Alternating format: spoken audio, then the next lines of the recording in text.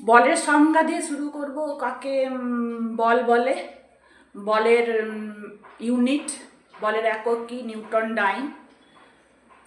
বল কি? বল হলো মাস আর অ্যাসিলেশন মধ্যে ভর আর ত্বরণের গুণফল। এটা আমরা পাই কিভাবে? নিউটনের গতিসূত্র থেকে। নিউটনের প্রথম গতিসূত্র কি?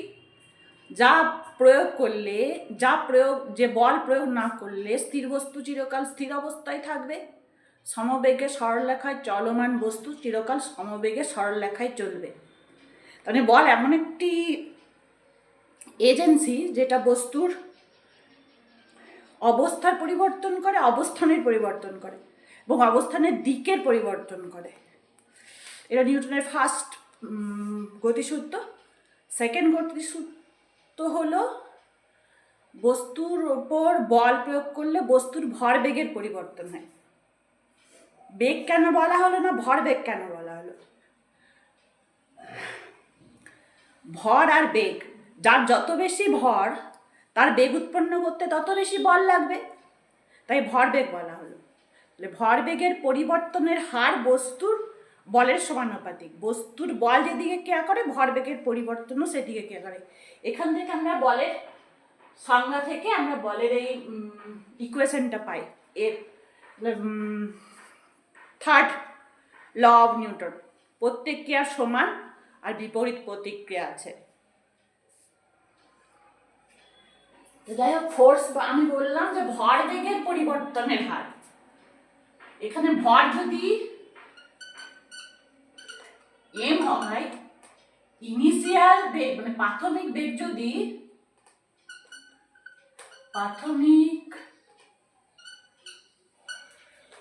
বেগ ইউ হয়,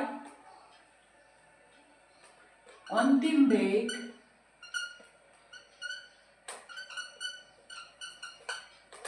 ভি হয়, টি সময় পর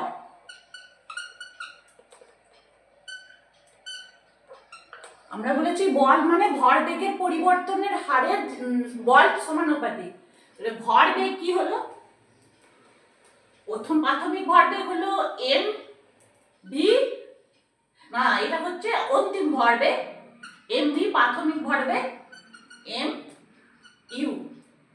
ভরবেগের পরিবর্তন করার জন্য বল প্রয়োগ করা হয়। বল প্রয়োগ করলে ভরবেগের পরিবর্তন ঘটে, আর ভরবেগের যে পরিবর্তনের হার মানে প্রতি একক সময়ে যে ভরবেগের পরিবর্তন হচ্ছে সেটার সমানুপাতিক হচ্ছে বল। মানে বল হচ্ছে ত্বরণের সমানুপাতিক। ত্বরণের সঙ্গে হচ্ছে মাস, মাস মানে বস্তুর ভর এম। তো এটা হলো নিউটনের গতিসূত্র থেকে আমরা বলের সংজ্ঞা পেয়েছি, বলের মান পেয়েছি এম, মাস, এ অ্যাসিলেশন, ত্বরণ, ভর আর ত্বরণের গুণফলকে বল বলে। এখন বলের এককও পেয়েছি নিউটন ডাই। নিউটন কি? 1 কিলোগ্রাম বস্তুর 1 মিটার পার সেকেন্ড স্কোয়ার ত্বরণ উৎপন্ন করতে যে বল লাগে তাকে 1 নিউটন বলা হয়। আর 1 ডাইন হচ্ছে 1 গ্রাম বস্তুর 1 সেন্টিমিটার পার সেকেন্ড স্কোয়ার ত্বরণ সৃষ্টি করতে যে বল লাগে সেটা হচ্ছে 1 নিউটন ডাইন। তাহলে 1 নিউটন হচ্ছে 10⁵ ডাইন। কি করে হচ্ছে 1 newton? 10⁵ gram, 10⁵ cm per second square. কেন হচ্ছে? যেটা 1 kg multiplied by 1 metre per second square. তাহলে কি হচ্ছে 10⁷ ডাইন। এবার ফোর্সের আমি একক পেলাম নিউটন আর ডাইন। এখন ওয়ার্ক কি জানবো? ওয়ার্ক হলো when force is applied to an object in a direction of force, the displacement of object measure the work. মানে যখন কোনো বস্তুর উপর আমরা বল প্রয়োগ করি, বস্তুর বলের অভিমুখে বস্তুটার যে সরণের পরিবর্তন, সেই বস্তুর ভর, বস্তুর সরণ আর বস্তুর উপর প্রযুক্ত বলের গুণফলই হচ্ছে ওয়ার্ক, কার্য। work F dot R, F force R displacement, CGS unit of work arc, SI unit of work joule। তাহলে এক আর কাকে বলবো?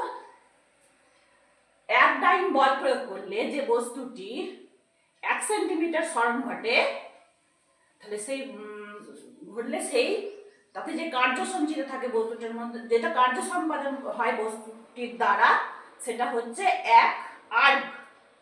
আর এসআই ইউনিট অফ ওয়ার্ক হচ্ছে জুল, মানে হচ্ছে 1 নিউটন বল প্রয়োগ করলে বস্তুটির মধ্যে 1 মিটার যে সরণ সৃষ্টি হয়, সেই সরণ আর বস্তুর ভরের গুণফল, বস্তুর বলের গুণফলটাই হচ্ছে জুল। তাহলে এক আর্ক মানে হচ্ছে 1 ডাইন 1 সেমি, জুল হচ্ছে 1 নিউটন 1 মিটার। তাহলে 1 নিউটন মানে কি বলেছি, 10 to the power 5 dine, 1 metre হচ্ছে 10 টু দি পাওয়ার 2 সেমি। তাহলে W F force dot dr displacement, সেটা হচ্ছে 1 newton multiplied by 1 metre, 1 newton 10 to the power 5 dyne এখান থেকে পেয়েছি, আর 10 টু দি পাওয়ার 2 সেমি, 10 টু দি পাওয়ার 7 আর্ক।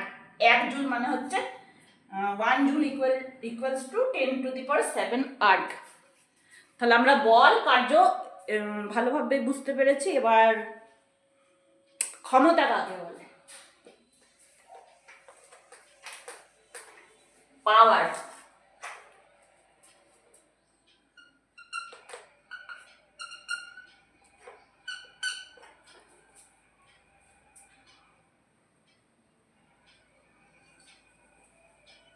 আর হচ্ছে কার্যের পরিবর্তনের যে হার, সেটা হচ্ছে পাওয়ার। প্রত্যেক সেকেন্ডে কোনো বস্তু যে পরিমাণ কার্য করছে সেটা হচ্ছে পাওয়ার, ক্ষমতা। ওয়াট এর ইউনিট হচ্ছে ওয়াট পাওয়ারের। আর এনার্জি ওয়াট দ্বারাই, এনার্জি মানে শক্তি, ওয়াট মানে কার্য দ্বারাই নির্ধারণ করা যায়। এনার্জি কি? এনার্জি ইউনিট হচ্ছে ক্যালোরি।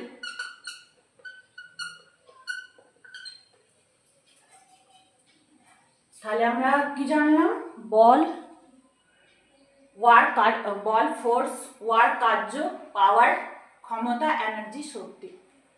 এটা ডিটেলস আমি পরে বলবো, আজ এইটুকুই।